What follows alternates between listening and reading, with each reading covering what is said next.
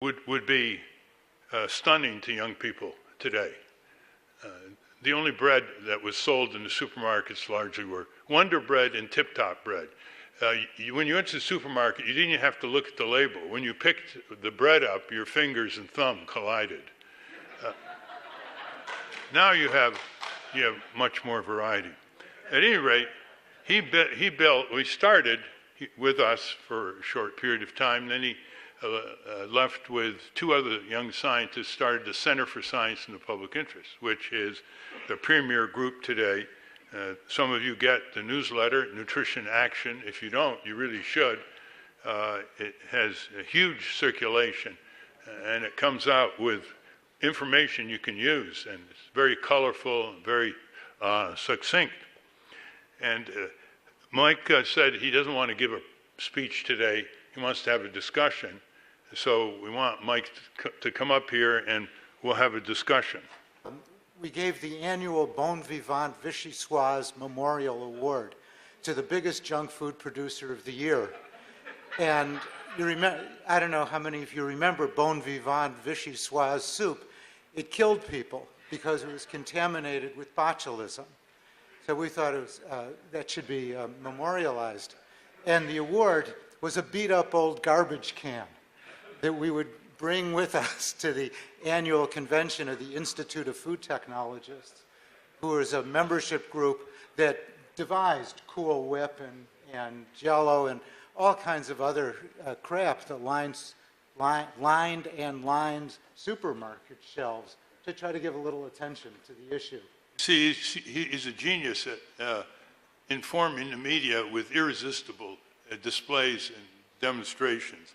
And he would appear on the Donahue Show, the Mike Douglas Show, Merv Griffin Show, and he'd have, based on the recipes of the processed food companies, he would say, if you eat a cheeseburger or a hamburger, here's how much fat slithers down your throat. And so he would hold it up. I actually did this once too. He would hold it up. It was like this. I mean, people would go like this. To this day, I meet people on airplanes who say, I saw you on, Mike Douglas. What do you remember? That stuff. From hot dogs and so on.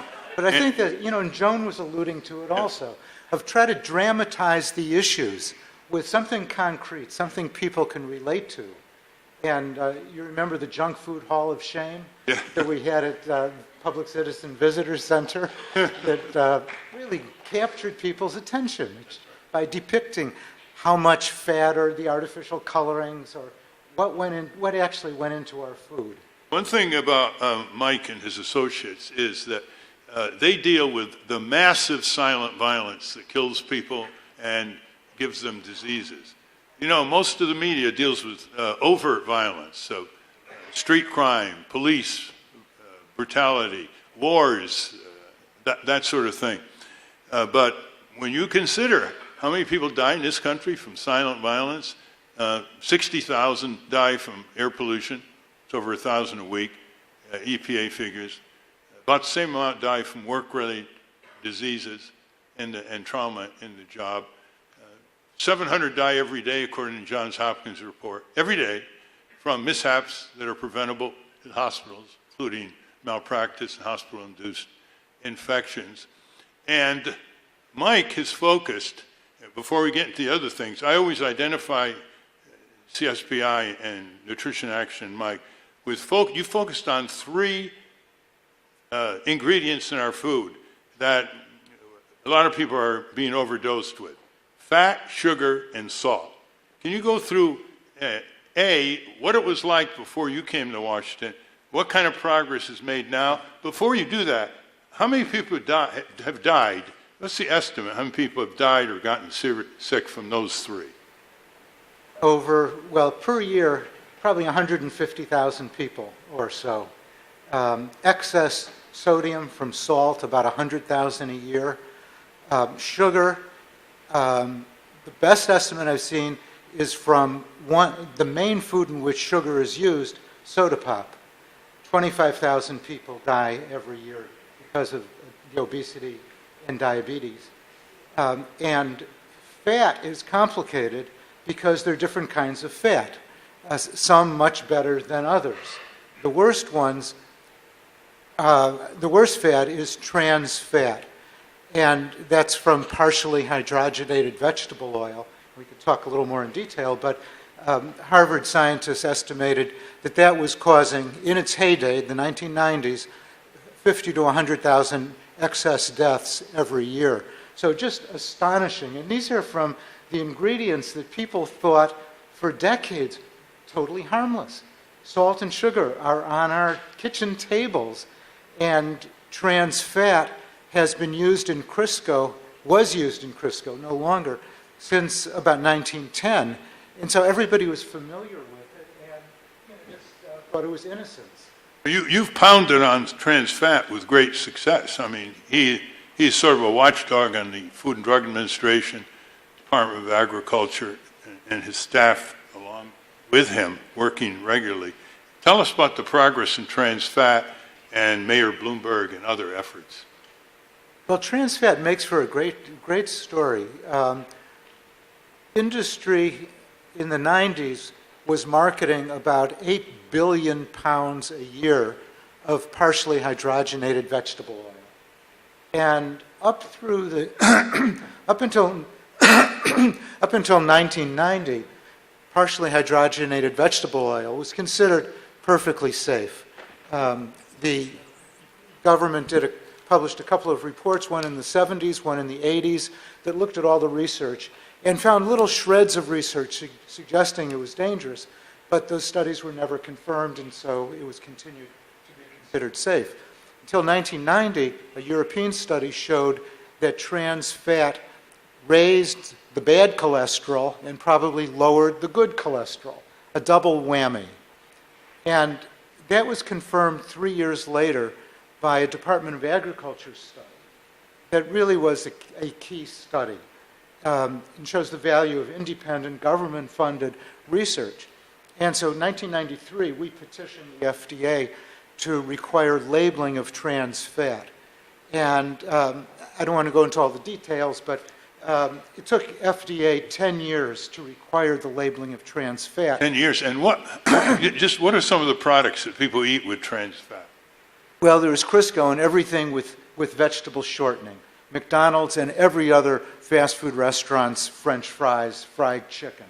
You know, we were drenching our foods in trans fat. And the controversy and then the labeling made tremendous progress in getting rid of it. So the 1993 mandate for labeling, and right about then, Denmark banned partially hydrogenated oil.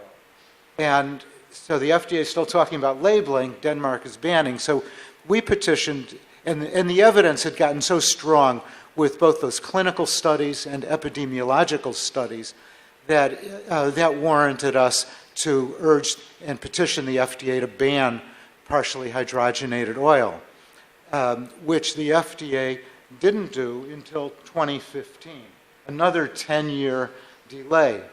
But trans fat really became a dirty word, and so many companies started labeling their foods no trans fat, and it has been largely whisked out of the food supply.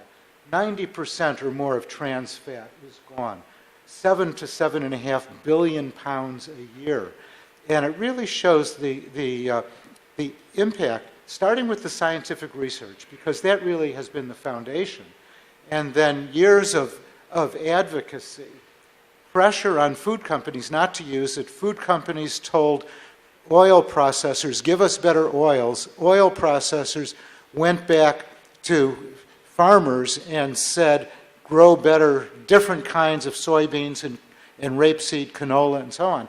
And we'll pay you more money if you do. And so the farmers grew this stuff. The oil processors had more raw materials. They sold to the food companies. And so this is a good success story. Huge success story. Let's turn to sugar. By the way, all those national TV programs, they're gone now. Mike cannot get on any of these shows like the Phil Donahue Show, 10 Million People, and all the other shows. You just look at what has replaced them.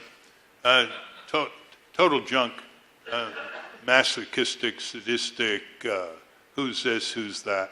So that has not improved, and you're unable to reach the number of people you reached. And here's how you would do it. For example, the classic Coke can and the classic Pepsi can, and you say, "How many of you have had this?" You know, all the hands go up. You say, "Pretty sweet, isn't it?" Yeah. Let's say you were making this Coke drink, and you put the water in, you put the secret formula from Atlanta, and you want to put the sugar that you want in it. How many teaspoons? Somebody say 1, 2, 3. Fewer hands would say, "I like it really sweet." 4. How many teaspoons of sugar? 10 teaspoons of sugar in each 12-ounce can of Coke. We dramatize that in a video called The Happiness Stand, Yeah. where we show the making of this happiness potion. All right, now the damage of excessive sugar. People, for example, take far, far more sugar in their diet than 1900. What's the advantage? What's the harm from all that sugar? Well, when I started in the early 70s, tooth decay was the harm. And we'd go out there yelling and screaming, and some people would be irate about sugar causing tooth decay. But beginning around 2000, there was developed solid evidence that sugar was a major contributor to diabetes and heart disease and obesity. And that really turned the tide. And so since 2000, there's been major progress in reducing soda consumption and sugar consumption more generally. How much does that do to bottled water? More people taking bottled water instead of Coca-Cola. Well, it's hard to know cause and effect, but bottled water sales have skyrocketed. And drinking bottled water now, environmental problems aside, is seen as being hip. Soda is being considered more kind of retrograde. And soda consumption per capita has declined, and this is full-calorie carbonated drinks, declined by 27% since 1998, which is an astonishing change. You know, the tide is really turning, and partly because of bottled water, but also just the image and more people hearing the scientific research. Center for Disease Control has funded New York, Philadelphia, Seattle, Los Angeles, other places, to run advertising criticizing sugary drinks. You know, so it's a remarkable change. Yeah, completely reversed. It's the old story, the blasphemy of today becomes the commonplace of tomorrow. All right, let's go to facts. But you know, one more thing about soda. The soda industry, Coke and Pepsi, they know that soda sales are tanking in this country and will probably continue to go down. So they are investing literally billions of dollars a year in marketing soda in developing countries. Coke, just Coke, is investing $1 billion a year in China, $1 billion in Mexico, $1 billion in Brazil, $1 billion in India, $1.5 billion in Africa. Just astonishing investments. China and India, people drink this much soda a year. Here we drink this much soda. They see those as the huge markets for the future. And replacing fruit drinks, native fruit drinks like Guaraná in Brazil. So they're trying to wean people off more nutritious fruit drinks with this type of soft drink. Yeah, it's often said that Coca-Cola has reached more areas of the world than anybody other than mosquitoes.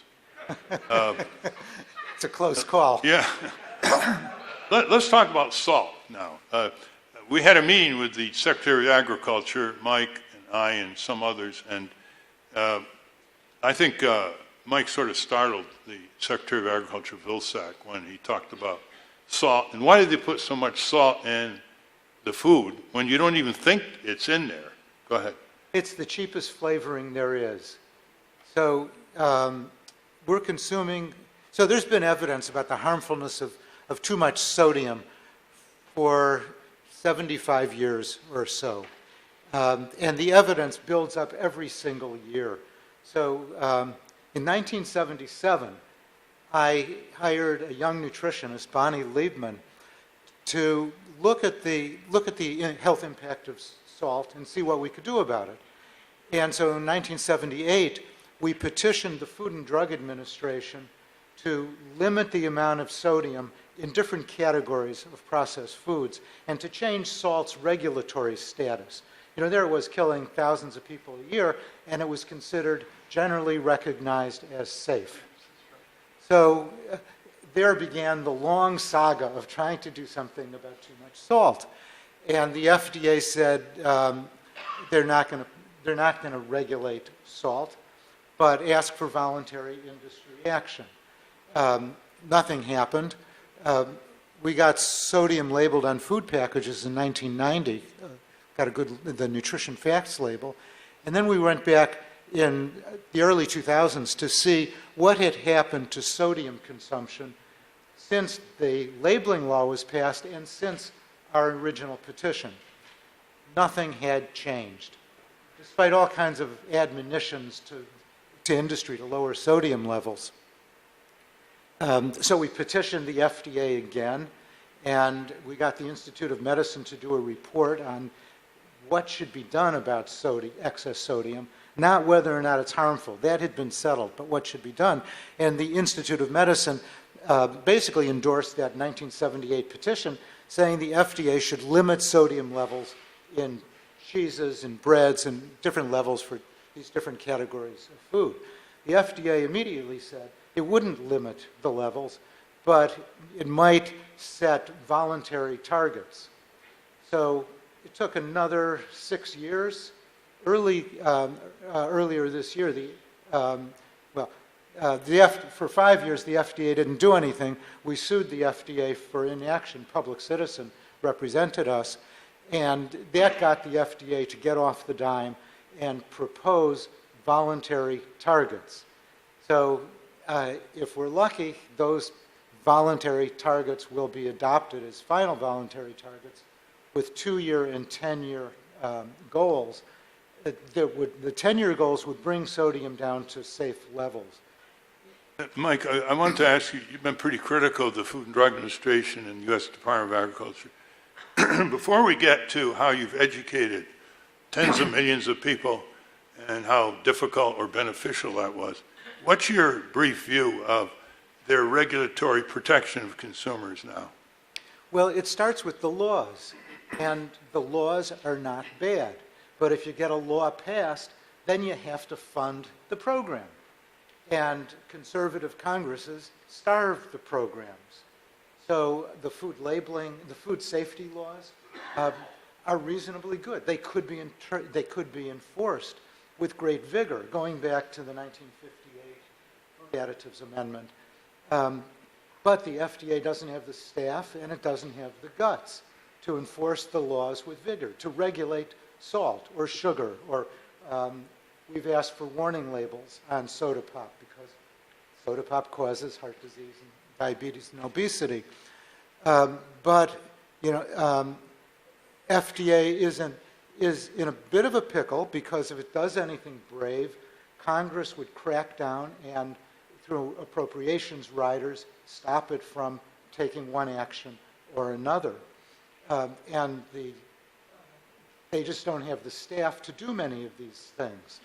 So the FDA inspects, with the Meat Inspection Acts, the USDA inspects a chicken soup plant factory every single day of the year. Even though it's sterilized, the soup is sterilized, it's not going to harm anybody. A food processing facility that does not have meat or poultry, like a vegetable soup factory, gets visited every 5 or 10 years.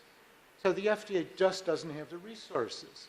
And it's very important to ensure that agencies, desperately try to get the agencies sufficient funding to actually enforce the laws. Have you expressed your view on efforts by the meat and poultry industry to have privatized inspections sort of self-regulate themselves instead of having daily or frequent U.S. Department of Agriculture meat and poultry inspections? Well, most of those daily, it's really continuous inspections of the slaughtering and processing of the animals. And those where it's, and the inspectors checking to see, look at every carcass, that's almost worthless. What they can find are obvious defects, a serious bruise or a tumor, that are more quality than safety, things that the food processors should monitor on their own. Tyson doesn't want to have market chickens with big bruises on them. So they should be responsible for that. Those inspectors that are scrutinizing a chicken, they get 1 or 2 seconds to look at each chicken. That's how fast the assembly line They're is. whizzing by. They can't. Yeah. And they're looking for bacteria. You're not going to find bacteria looking at a chicken carcass. You need stronger systems. And that's how the laws are moving, where the companies will look at the bruises and tumors, and government inspectors will monitor for the systems that should be in place to keep the products uncontaminated. You think the penalties are strong enough, though, for violations? Well, they could be if they're brought about. So the Peanut Corporation of America, which killed many people, poisoned thousands of people with contaminated peanuts, the chief executives got thrown in jail. But as Russell Mokhiber has indicated earlier, those kinds of penalties are rarely invoked. Mike, some people in the consumer area think you're not tough enough on certain issues. So let me throw some on the table. A lot of consumer groups are upset with GMO crops, genetically modified crops. They say that the argument for it is based in secret corporate science, not peer-reviewed, completely opposite of the way you've operated, Monsanto, for example, and that there's no evidence that it increases crop volume around the world, and that it migrates and affects other neighboring farms and contaminates other neighboring farms. And it just produces its own backlash with the so-called killer weeds mutating, resisting Monsanto's seeds, so Monsanto has to up the ante on those. What do you think of all that? Where are you on GMO foods? Genetic engineering is a powerful technology. It's kind of like electricity. And when such a technology comes before the public or society, I think we should try to maximize benefits and minimize problems. Like with electricity. Electricity fries people every year. Little babies stick their innocent little fingers in the outlet and they're dead. We need to try to control that because electricity arguably has provided benefits, though some of them are arguable. And same thing with genetically modified crops. Some of them may be beneficial, some of them may be dangerous. We should look at each of them individually. Has the government evaluated the safety adequately? Are farmers using the products appropriately? And sometimes yes or sometimes no. But I think it's crazy to do away with a whole technology that is providing some benefits, could be providing much greater benefits here in developing countries in terms of drought resistance, crop yields, and so on. And it's naive to say, get rid of the whole technology when it can provide really major benefits. What about food irradiation? Instead of focusing on sanitation in the plants, you just irradiate the food before it gets to your dinner table. Well, I think it would be stupid to rely, to have, for a company to be producing dirty food and trying to kill the germs just before it leaves the factory. There's no real evidence that irradiation is harmful. again, maybe it would prevent some of the thousands of foodborne illness deaths every year. It's expensive, and it would be far better to have safety systems in place that would prevent the germs from getting into the food in the first place. I got to finish with a story. When I was a little boy, my mother put on the kitchen table fresh celery, radishes, and carrots. And I said, I don't want to eat it. She said, what? I don't like it. I went through, I don't like it. I don't want to eat it. So she leaned over and said, well, who's I, Ralph? I? It's me. What do you mean, who's I? Is I your liver, your kidney? When you say, I don't want to eat it, is it your lungs? Is it your heart? I didn't even know what she was getting at. She finally concluded, I know who I is, Ralph, when you say I don't want to eat carrots and radishes, which are very good for you. And I said, who? And she said, I? I's your tongue. Why are you turning your tongue against your brain? Eat up. So this is now, in this massive educational effort that Mike Jacobson and his colleagues at Center for Science and Public Interest have engaged in, that has to be one of the big issues, because the advertisers focus on taste, taste, taste. And after it gets past your mouth, it can be very damaging to all these organs. How do you deal with that? And in conclusion, Mike, tell people how they can get Nutrition Action, which I read every time it comes. It's a terrific publication. Well, the tongue is more powerful than the brain in so many cases. So many people have learned that healthy food actually tastes terrific, tastes better than the processed foods with the kind of the cheap taste of sugar and salt. But it can be hard to persuade somebody who's been brainwashed by eating this kind of... You mean tongue-washed? Tongue-washed.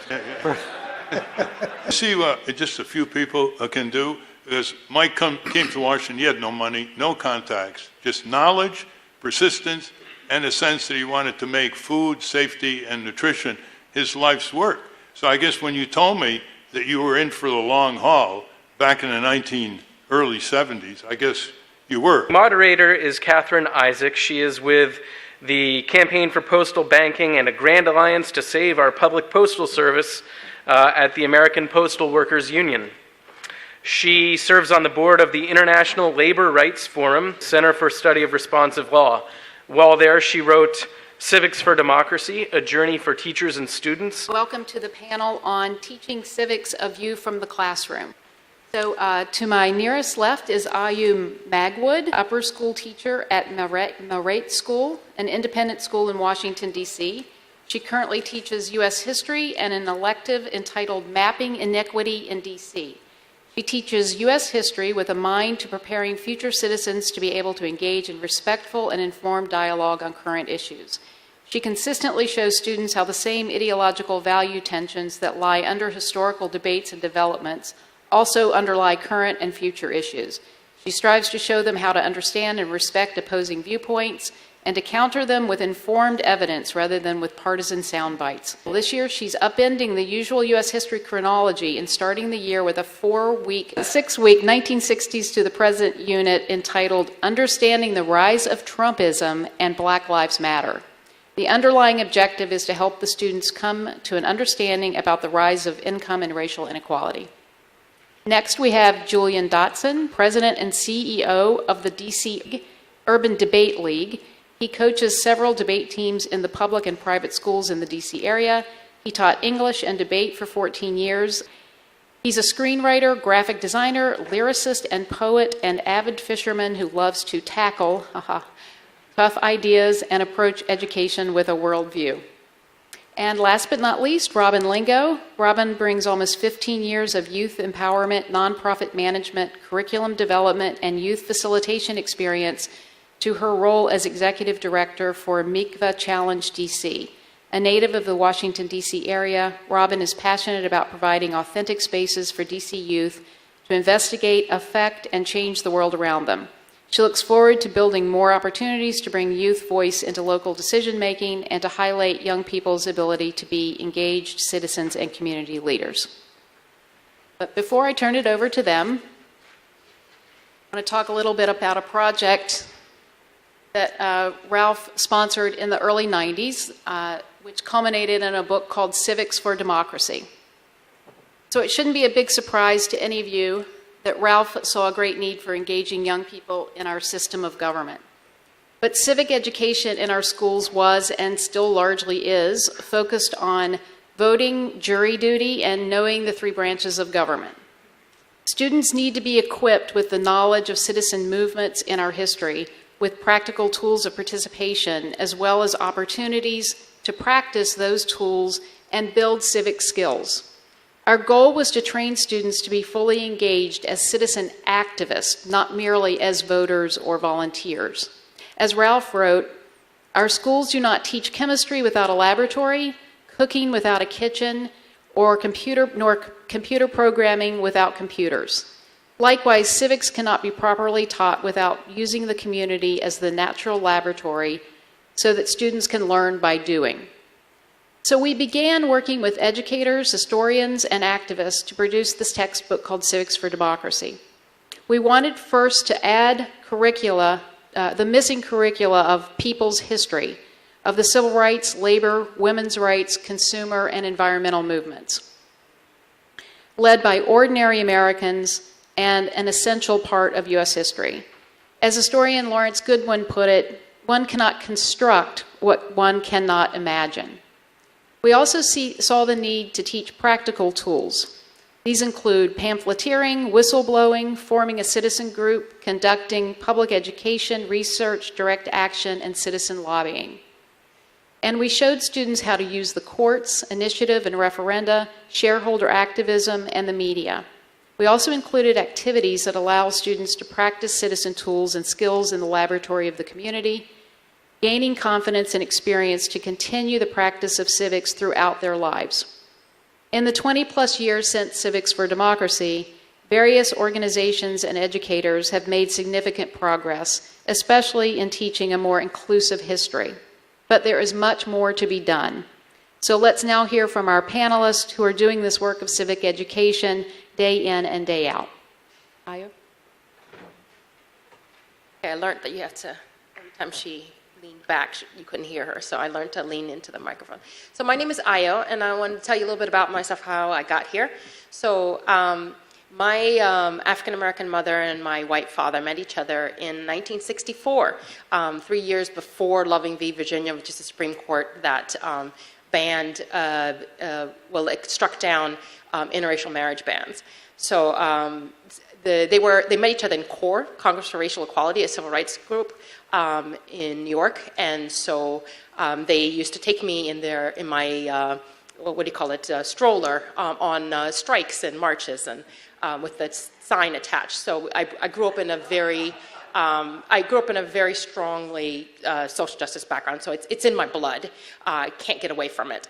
Another very formative experience was I spent my 20s in a Maoist peasant cooperative in Mexico. Long story, but that was also very formative. And then my third sort of experience before I got to Murray, which is an independent school for mostly wealthy, mostly white students, is I spent about 8 years teaching in charter schools, in urban charter schools, quote unquote, low income African American and Latino students. So at that school I taught US government, and so it was there that I immersed myself in the whole civics, not just curriculum, but just the whole civics tradition. So I read a lot about civics and really took on that role of trying to form the future citizens of America. So I was a little sad when I switched to my new school and switched to US history. But I soon found out that actually I think my role is even stronger and even more important. And actually, I think I can do more, and I can be more effective at forming citizens in U.S. history than I can in U.S. government. In U.S. government, I can talk to them about the importance of civics, and we can learn how to do it. But I think a big challenge to forming citizens who can tackle the problems of today is our U.S. history, which unfortunately too much is teaching a very traditional mainstream history that reinforces the current traditions. And, as they say, the master's tools cannot dismantle the master's house. And so when you're teaching this type of a really traditional white man, mythical, if you try hard enough, you'll get ahead type of history, and then you turn around and say, okay, now we're going to talk about race and racial and income inequality, then it conflicts. And so I think you really have to teach the roots of today's problems in U.S. history for the students to understand. You need to get down to the root causes. So I'll give you an example. So this summer, I was very shaken by the two deaths of black men by police and the rise of Trumpism. And I said, I just can't go on like as if nothing has happened. And I emailed my supervisor and I said, I'm just completely compressing the curriculum, and I am making space for a 6-week curriculum on rise of Trumpism and Black Lives Matter, which is essentially the rise of income inequality and the rise of racial, the persistence of institutional racism. I'm going to spend 6 weeks on it. And I said, and not only that, I'm going to put it in the beginning of the year. I'm not going to wait to the end of the year. It's going to start my unit. Got any problems with that? He said, no. I was like, great. So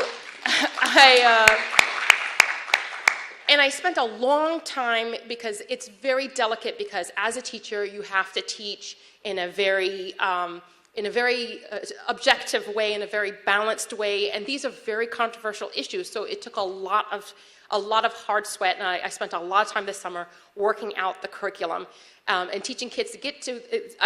We didn't even say the name Trump until like 2-3 weeks into the unit, because we had to go all the way back to the 1960s and 1970s to trace the rise of income inequality. We had to trace the rise of racial resentment. We had to go all the way back into the roots. And as I told my supervisor, this is not a current events unit. This is the 1960s to the present unit, because this is, all this stuff has been bubbling under the surface, and it's just coming out of the surface now. And I showed the faculty and I showed the kids, I did a picture of an iceberg, and on the very top it says electoral polarization, Black Lives Matter, urban riots. And that's the part of the iceberg that shows. And then there's a huge under the iceberg, and under the iceberg it says rise of income inequality, rise of racial resentment, persistence of institutional racism. Because we had to go all the way down and trace back and talk about all those things. And I find it very interesting that, so of course by the end, the kids were able to talk about these issues, the modern day issues, in a very informed manner. But I noticed that I sent my lessons out to a bunch of different social justice educators from across the city, and not a single educator wrote me back. They all said, oh, we can't, we don't have enough time. We have to teach the real U.S. history. There's not enough time for a current events issue, a unit. It's certainly not 6 weeks. And I kept arguing, it's not a current events issue. It's just teaching everything that's happened. But no, we can't. We have to teach U.S. history. We can't take time away from the real U.S. history. Then when the last 2 deaths happened at the hands of the police, my inbox was flooded. Io, send materials on Black Lives Matter. I tried to have an assembly on Black Lives Matter, and it didn't go well. Gee, duh. I wonder why. What did you do? Walk into the room and said, what do you think about Black Lives Matter? I mean, you need to have a fundamental, radical reapproaching of U.S. history. You can't put a Band-Aid on a wound. You can't address Black Lives Matter or Trumpism in a 40-minute assembly. It's not going to work. But is that my time? Okay. So the other thing I want to talk about is how because it took me a long time to work out how to address racial issues. And I want to tell you how it worked out. So as an educator, I have to balance the I want to be a non-racist in the classroom. I need to teach the kids how to be non-racist, but I also need to be neutral politically, from ideologically. And so that was very tricky. I couldn't figure out how to get that balance. And I needed to get the kids to be talking with each other, and I needed to get the conservative and the liberal kids and black, white, everyone talking. Like I told them, I said, look, us adults have really divided this country. But I said, when I'm in my nursing home, if 40 years from now, 20 years from now, I do not want to hear that you guys ended up dividing the country into 4. I said, I want to hear that this country is still whole. I said, I need you to learn how to talk across difference. It's not about I'm right, you're stupid. I need you to understand each other. I need to reach out and try to understand each other's perspectives. And I need you to try to learn how to have dialogue. We're not debating in this class. We're going to deliberate. I need to learn how to dialogue and across difference and come to compromises that are sort of in the middle so that we stay one country. So that's the constant conversation that I'm talking to my kids. On the very first day of the unit, I reenacted the blind man and the elephant. You know, the old Indian parable about the blind man and elephant. Each person is touching a different part of the elephant. Look it up if it is. And so I told them, we're all touching different parts of the elephant. Whites, blacks, liberals, conservatives, rich, poor, we're touching different parts of the elephant, and then that's why we're describing them differently. We have to learn how to talk to each other across the elephant and figure out how the entire elephant is and then figure out what's the solution for the entire elephant. So this is the conversation that I'm constantly having with the students. So this kind of approach plus the root causes are the 2 sort of strategies that I use in my classroom. Thank you. Well, I guess I'll tell you a little bit about how I got to where I am in the education world. I started out teaching in a very rundown neighborhood in Atlanta in the public school system, I guess you can call it, since they call it Atlanta Public School System. And there I was kind of duped into teaching. The principal told me that the students came from old money. And I was new to the area, and I looked around, and I thought, whose old money are they living off of? And I needed a job, and she told me, we need an English teacher, so I taught language arts. And then I moved to this area, and I taught high school in a public school system in Prince George's County. And in that area, I was very pleased with my students because they weren't throwing chairs at me and stabbing each other with compasses and throwing books out the windows and stealing the cars of the teachers. However, that's what was happening in Atlanta. When I got here, the parents worked several jobs, or at least they worked for a very long time, and they didn't have time to actually devote, the type of parenting that I thought every parent should devote to their children. And one student told me that he didn't see his mom all week, he saw her on Sundays, and that's it. And it wasn't because she was a bad mother, it was because she was working constantly. From there, I went to the public school system in Fairfax County in Alexandria. That's where I started teaching debate and forensics. And that school system is a bit more of a myriad, and it shows sort of more of the cross-sections of America that meet in public schools, traditional public schools that I thought about. One student's parents are really wealthy, and the other ones aren't so wealthy, and those students, talk to each other, and they were in a school, and it felt like, your good old school for what it's worth. And then I moved to teaching in D.C. public schools, and I hit the wall of D.C. public schools and learned a lot about where kids come from and what their upbringing does in the classroom. So I started doing more for debate, and I felt like that was the way to get everyone together and not so much deliberate, but to debate both sides, understanding each side that they debate on. And so I'm here now, and I actually teach a debate class down the street at Emerson Prep. And the weird thing about it is you would think that the school in DuPont Circle that costs $28 grand a year would be a bunch of white kids who are just, rich and sending their students to that school instead of the public school system. But it's a very diverse community of students there, and I was very pleased to be able to teach debate with no holds barred, and that's where I am now. And I'm happy to go into some of the questions that I prepared for. And as you see, I have a notepad, I have notes. I'd like to just piggyback on something that she said in the very beginning.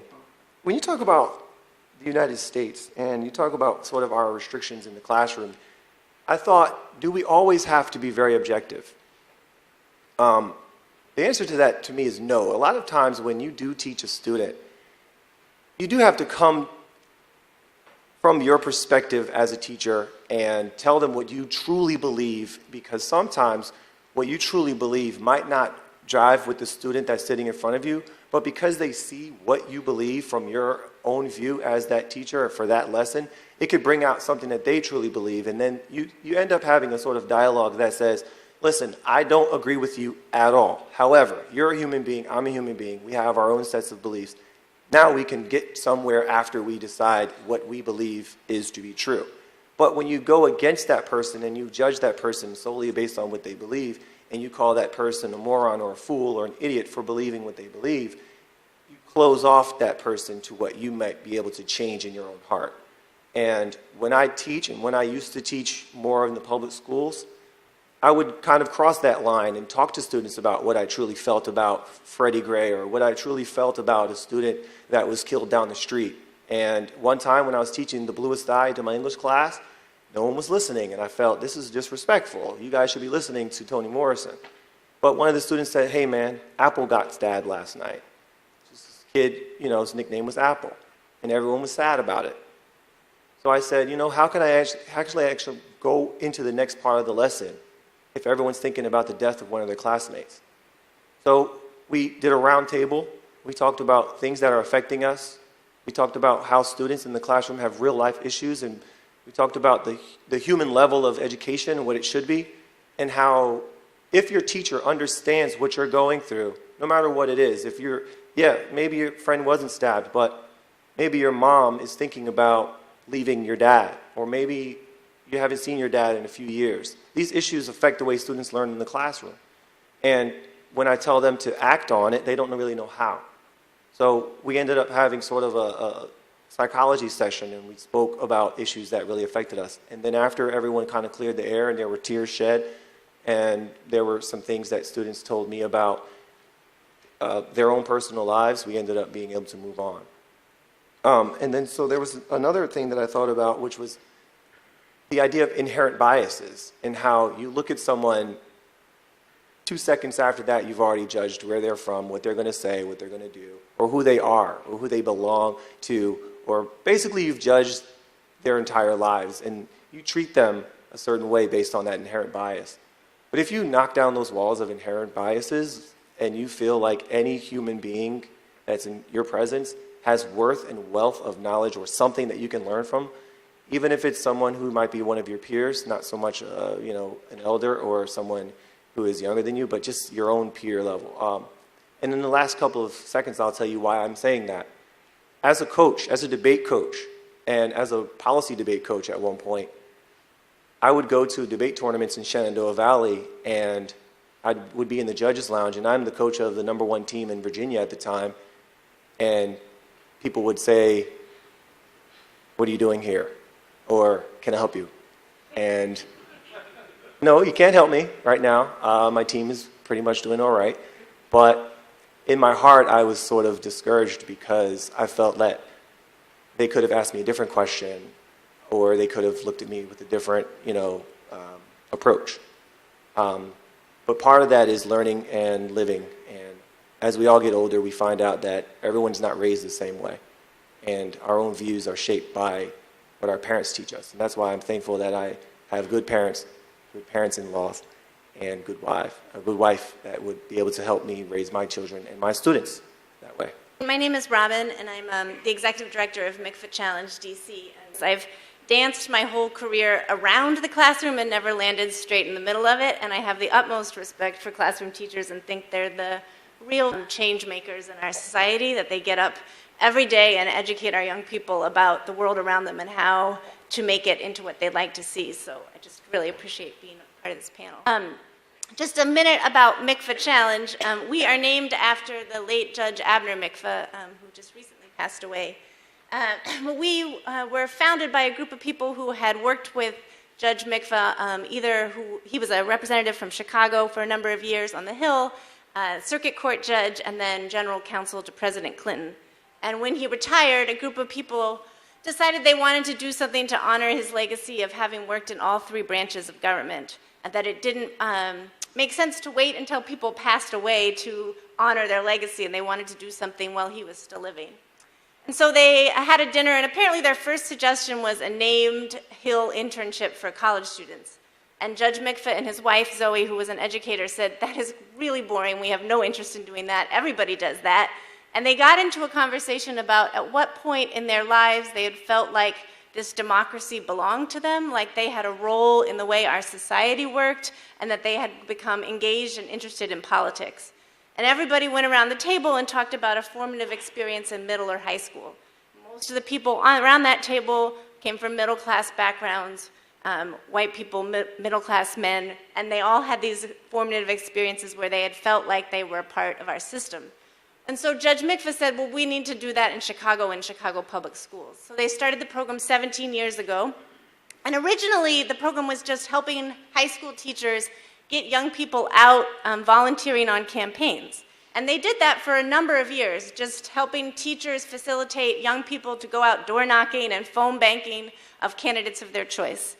From that, the young people and the teachers said, you know what, that's great. This is really helpful. We have great discussions when we come back into the classroom on Monday about what we're doing, but we need a little bit more context to be able to think about how change happens.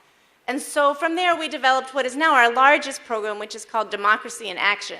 And it's a curriculum called Issues to Action, where we take young people and students through a process of thinking about their community's strengths and weaknesses, what are the issues they see in their community, and how to make change. It's a 6-step process. It's basically a community organizing curriculum that takes young people through identifying an issue, doing a root cause analysis, again, looking at that iceberg situation and thinking about what is below, picking one of those root causes to focus on, thinking about how do you influence a decision maker. So one of the classic examples we always use in talking about the curriculum is if you pick the issue that there is not soap in the bathroom, which to many of the adults in this room may sound like a small issue, but if you've ever been in a high school, in a public high school, it's not.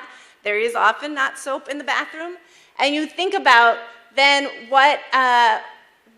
so your issue, what does the principal care about? The principal cares about school attendance. The principal cares about test scores and kids showing up at school. So having soap in the bathroom means that kids don't get sick, that kids come to school, and that's how you influence the person who has the decision. So it helps them think about, instead of just going out and creating posters, what does the decision maker care about, and how do you influence them? How do you get to make the change you want to see? And how do you think about what is the right action?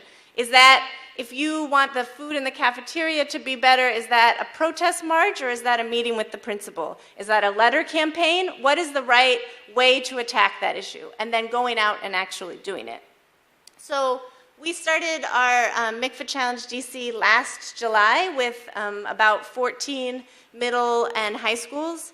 And we had young people get up and think about, the first part of the curriculum is thinking about what is the biggest issue facing your community. And we have an activity called Project Soapbox, where every young person gets up and gives a 2 to 3 minute speech, delivers a call to action on that issue. And we invite guests and adults to come in and listen to the students, and then have a citywide competition where kids come together from across the city to hear those different issues. From there, each of those classrooms pick one issue and go through the process I just discussed. And so last May, we had a civics, what we called our Action Civics Fair. It's kind of like a science fair, but for community activism. And the students displayed their projects on things ranging from middle school students talking about social media and bullying, to a bunch of our high school students talking about racial profiling and the effects and the relationships they have with police and the Metro Police at the Metro stop. And the actions they took. So some of our students who worked on racial profiling came up with this great Twitter campaign called I Am More Than What You Think, and made t-shirts and did a lot of work with the local police. We had the middle school students did some work around creating a no bullying week at their high school. And then they showcased those results, and we had the now former Chancellor Henderson came and talked to the students about all of the work that they've done. We still also do the work getting young people involved in actual electoral politics. So last January, we took 20 high school students from DC to Iowa, and they got to volunteer on a bunch of presidential campaigns before the Iowa caucus. Go out. And if anything about this presidential season makes you a little worried about our democracy, there's nothing like watching high school students be delighted to phone bank and door knock. It was like 7 degrees. Probably -7 degrees in Iowa, and they were just amazing. They were so excited about getting to have that experience and getting to tell people why they thought they should go out and caucus for their candidate. And this year, we're continuing to do voter registration, getting young people out working on voter registration, and also thinking and reacting to and talking about presidential debates and the presidential election that's going on. Well, I taught at a charter school that was very, well, I'll just say it. I taught at Cesar Chavez at Parkside, and at that school, it's really important to teach them about, engagement, right? So one of the students was very excited about the opportunity to talk about what affected her life the most and why she wants to be an activist. And it took me by surprise when she told me that she's really, for immigration policy, and she really wants to figure out why things happen on the level that, she doesn't, well, she felt like she could expect some type of change from the bottom up. And she told me a story about her father who was taken away out of their kitchen, and at the age of 5. She was 5 years old. She witnessed this. She didn't know why it was happening, and he was gone, basically forever. And, we went to a march on immigration down in D.C., and she was one of the people who felt strongly about the issue of immigration policy, and that led me to think about how other students don't have those types of issues. So they just coast through, play video games, read books, watch TV, go to the movies, apply to college, get to college, have a major, and that's it. So the question would be, what has to happen to a kid or to a student that would make them want to be activists? What would happen in their community that would spur them to some sort of action? And that's part of what I had to kind of bring out of students to say, well, it didn't happen to you, but what if it did? Or did it happen to anyone else in the classroom that you might care about?